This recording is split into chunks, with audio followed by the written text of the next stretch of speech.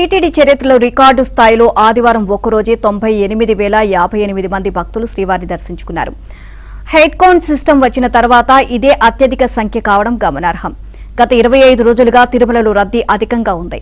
ఈ నెల 1వ తేదీ నుంచి 24వ తేదీ వరకు 19,43,000 మంది శ్రీవారిని దర్శించుకున్నారు. ప్రత్యేకించి శనివారం 97,561 మంది, ఆదివారం 98,058 మంది భక్తులు దర్శించుకున్నారు. గతంలో కంపార్ట్మెంటుకు 500 చొప్పున లెక్కించి రోజుకు ఎంతమంది దర్శనం చేసుకున్నారో నిర్ధారించేవారు. ఈ క్రమంలోనే 2016 మే 29వ తేదీన రికార్డు స్థాయిలో 1,03,384 మంది భక్తులు శ్రీవారిని దర్శించుకున్నట్లు టీటీడీ అప్పట్లో ప్రకటించింది.